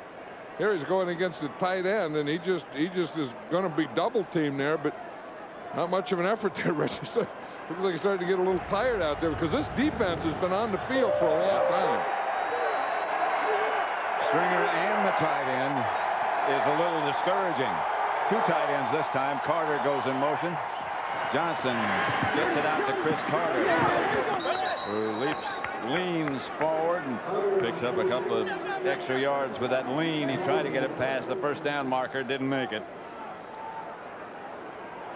Like I was saying, the Vikings have really been effective with their second half possessions. They just need more of them, because you can see the first time they had the ball, 6 plays, touchdown. Second time, 2 plays, touchdown. And then the last time they got a field goal. So they've had the ball 3 times. This is the 4th, and they got 3 scores. 38-25. That's Evans trying to get the first down. Looks like he has it. And the other thing, in addition to that, Brad Johnson hasn't thrown an incomplete pass in this second half. So if the Vikings can get the ball, and again, this is what Denny Green has to be thinking about. If we can get the ball, we can move against this Packer defense. We just have to have the ball and then not have, Brett Favre go crazy the way he's been going crazy. Keep him off the field. 1st and 10. That's Smith. And Robert Smith Runs for another first down into Packer territory. Mullen knocked him out of bounds. Today's game's being produced by Bob Stinner, directed by Sandy Grossman. The associate director is Mike Roy. Broadcast associates Fran Morrison and Charles McDonald. The technical producer is Bob Mueller. Studio was produced by Scott Ackerson, directed by Bob Levy. The senior producer is Bill Brown. And the executive producers of Fox Sports are Ed Gorin and David Hill. That's a lot of guys. Yep. Here's Johnson. That's Jake Reed. That's a first down. We talk about Favre being out, and Johnson is now 10 for 10 in this half. Look, again, anytime you get these big receivers and they can get one-on-one with no underneath help, they are going to make plays. I mean, they're just going to cut in front of guys. They're just going to, cut in, take hooks, take everything because of those big bodies. That was their plan, is to work on Tyrone Williams and work on the, on that right side of their offense. Johnson gives to Smith. Smith. He can get 5 yards.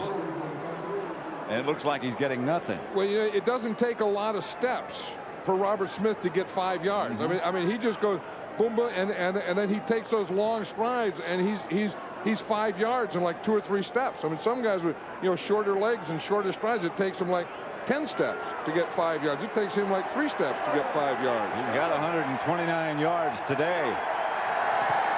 2nd and 5. He'll get another attempt. Flag on the play as he rolled down inside the 30. A late flag, and Smith is slow getting up. And it's going to be holding against the Minnesota Vikings. That was called by the referee. And the referee is like 15 yards behind the line of scrimmage. He doesn't usually call a lot of holding. Offense number 62. 10-yard penalty. Repeat, 2nd down. Called against Jeff Christie, the center. Yeah, that's usually not a call. And here's Jeff Christie right here, the center. That's usually not a call by the referee.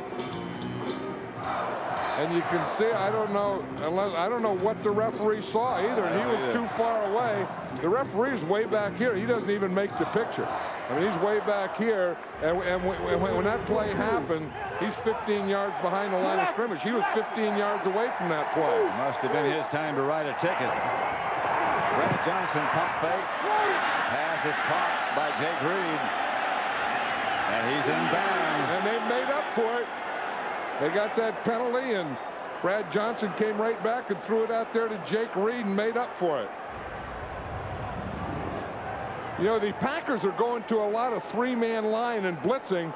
Watch the pass protection over here. Good pass protection by Todd Stussy, and in fact, he's still pass protected him now. But his pass protection let Brad Johnson step up and throw the ball out there to the left. 11 in a row by Johnson. He's looking deep for Reed. Touchdown. Jake Reed. Jake Reed is just too big and too strong. And you can cover him. You can have a guy there. You can have the coverage. Tyrone Williams is right there with him. Brad Johnson wasn't going to throw there. He was going to throw over the middle, and he came back, and again, strong arm, but the big target. Here's Tyrone Williams right here. Here's Jake Reed.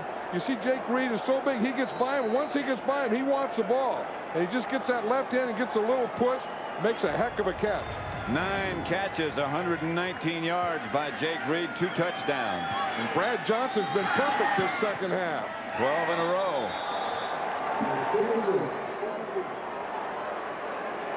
And it's 38-32. Green Bay leading. 12 for 12 for Brad Johnson in this quarter. In this half. Brings Green Bay's kick return up for an onside prevent. See them all up there?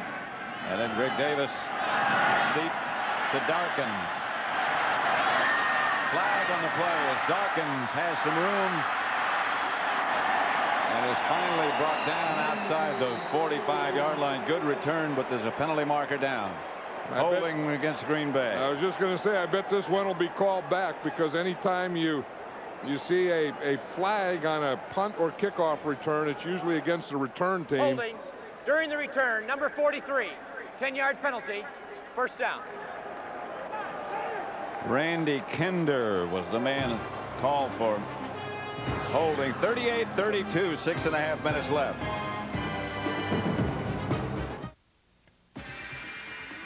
Your heart's pounding, adrenaline's pumping. They light you up, and you go. We asked some of Hollywood. There is the head man of the Vikings, Denny Green.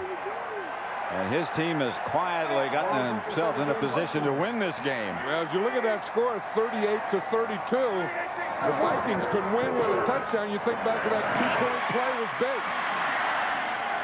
Antonio Freeman from Favre gets the reception. Remember when the Vikings went for it for 2 points, and now they're only 6 points down. But the thing that Denny Green is thinking now, not so much about that 2-point play, but he's thinking about getting the ball back, because they know and they've proven that if they have the ball, they can move it, because they've scored every time they've had the ball in the second half. So they know if they can get the ball, they can score. So the big thing is, can they get the ball now away from Brett Favre? 11.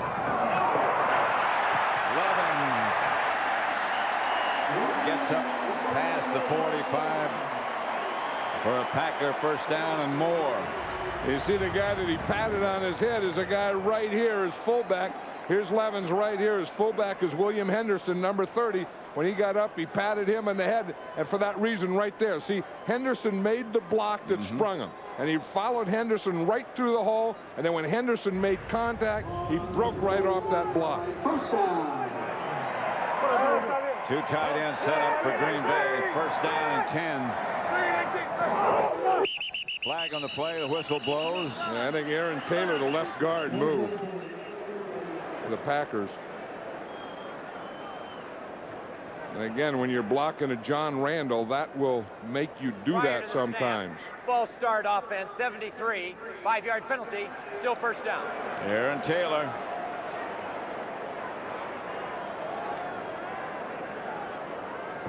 Dorsey Levens talks about, how tired he gets, but there are a lot of guys that play better when they're tired, and he could be one of them. Look, in the first half this season, he's rushed for 100 yards, and in the second half, he's rushed for 266 yards.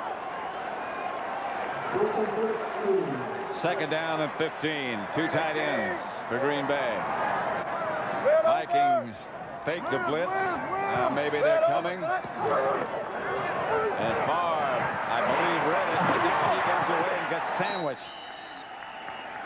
As he got close to the line of scrimmage, the pocket collapsed.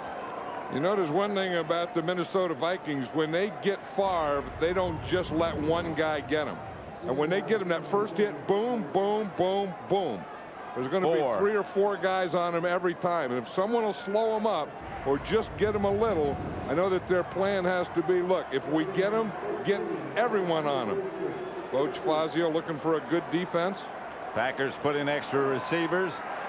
The Vikings put in extra defensive backs. 2nd and 14. 4 wide receivers. Now the Vikings better get some bumps, because they haven't gotten bumps against these 4 wide receivers. Derek Mays made the reception. He got 6 yards to stop. And he was the guy that was off. They were up on the slots and off on the corners. And so that was the guy that they were going to hit with the slant, was where they're off. Mike Holmgren, of course, calls the plays for the Green Bay Packers. He's already called the play for this down. And when he was looking at his chart, he's looking at a play for the next down if they get a first down. He's already called that 3rd down play. 3rd and 9. The clock is still running with 3:20 left. 38-32 the score. 3 wide receivers. The tight end Shimura is to the right. That's Freeman in motion. Favre gets away from the blitz, and now he's down. And the Packers will have to punt.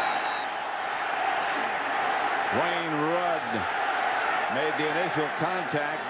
The guy that made that play was Fernando Smith. Right. He kind of played nose tackle, and he got the penetration. He's the first guy. You're going to see Fernando Smith is right here. Now watch him. He runs right by Jeff Dallenbach, and he gets penetration here, and that's the thing that gets Favre out of this. See the penetration? He almost got Favre as he was going back. Then that made Favre scramble. And Brady comes over for the last takedown, and Favre doesn't care for that. Brady, of course, was a teammate. Brady played for the Green Bay Packers. Hendricks' kick is a high kick. Palmer signals fair catch and makes it at the 14-yard line. Special guest stars Jeff Gordon, Rusty Wallace, and Mark Martin. See the world's best drivers when they take you behind the scenes of NASCAR.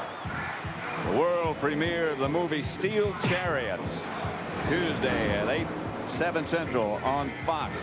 The Vikings take over at their own 15, 38-32. The Packers lead.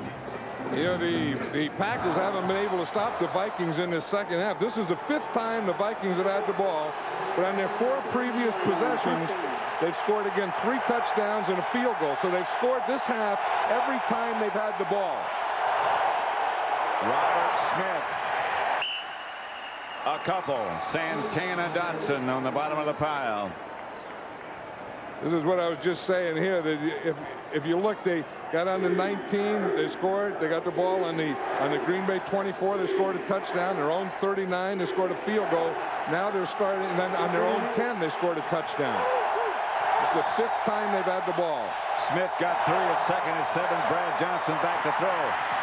In the middle, the pass is caught by the tight end, Andy Glover. Or Glover. Now we're going to get the 2-minute warning. And the Vikings get out of the hole and move the ball up close to midfield.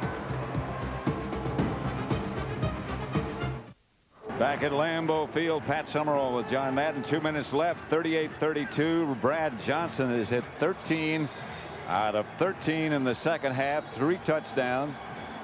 The Vikings have gained 208 yards passing and 185 yards running.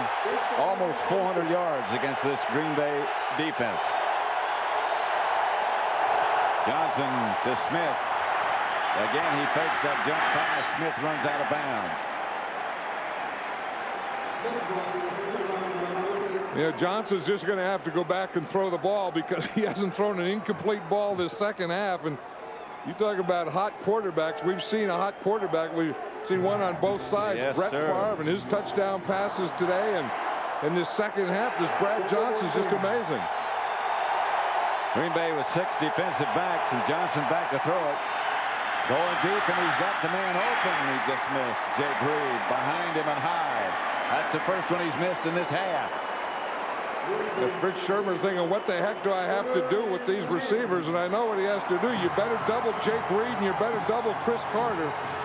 Andrew Glover did catch 1 pass, but the tight end only caught 1 pass all day today. And I think if they're going to do something, they have to stop. If the Packer defense is going to do it, they have to stop Chris Carter and Jake Reed, because if the Vikings are going to make a big play, it's going to be with one of those guys. 3rd and 10, and watch those 2 outside receivers. 3rd and 10. A late blitz by the Packers. And the pass is overthrown. Intended for Chris Carter. The blitz almost got to Brad Johnson. You see, the Packers have been using a lot of 3-man line and then bringing 1 or 2. That time they brought pressure from the backside. Brad Johnson got hit just as he threw that ball. 4th and 10. I don't know that the Vikings have to do this. I think that on 4th and 10, with this much time, 1:45, and having all your timeouts, you could punt the ball here. I don't know that they have to do an all or none thing here. In fact, I don't think they have to. Here's Johnson back to throw. Reggie White with the pressure. And the pass is intercepted. Reggie White got there at the last second. The ball was not intercepted. It hit the ground, but Reggie White caused whatever happened. Reggie White has been causing whatever happened and making things happen for so many years. Here he is against Corey Stringer, and he just runs, gets on his outside shoulder, and he beats him with speed, and he hits Brad Johnson just as he throws that ball. And it wasn't an interception. Was not an interception. The ball hit the ground. The Packers take over. But you know, now without second guessing, I think that the Vikings should have punted there, because they're going to get they would have gotten a timeout, a change of possession, plus they had 3 timeouts. You saw what happened in that play. Reggie Reggie White hit him and knocked the ball out of his hand as he threw it. And now the Vikings have to call timeouts after every play until they're out. Levens stopped at midfield, and now the Vikings take the timeout. Derek Alexander made the stop. A minute 32 left to play. 38-32, Green Bay. Sometimes you think that maybe he lost a step, but whenever need be, he regains it. And he regained it on that 4th down play when he hit Brad Johnson as he was throwing the ball. Here's Levens. And the Vikings again take a timeout. And now all the Packers have to do is get a 1st down. See, once a team, you always want to save your timeouts, which the Vikings did, and you want to use them in 3s so you can get the ball back. But if the other team gets a 1st down after you start using your timeouts, then it's over. So if you're a Viking fan, then you want them to stop them on this down. The Packers, of course, need a 1st down. So it's 3rd down and 7. And the Vikings have one more timeout left. And I still go back to that 4th down situation and not thinking that they had to go for it on 4th down. I think a punt would have been a good play, and then put them down, because you're really just taking one play for 4. You're taking one. If you don't get it, you're giving up 4. And then put them down there, then use your timeouts and get the ball. Albert Smith had a big day. Didn't he? The Vikings had a big day offensively. I mean, you know, they weren't that good in the 2nd quarter, but they sure were in the 1st, 3rd, and 4th. 3rd down. The Packers need the 1st. Fires down the middle, incomplete. A flag on the play. Brooks had a step.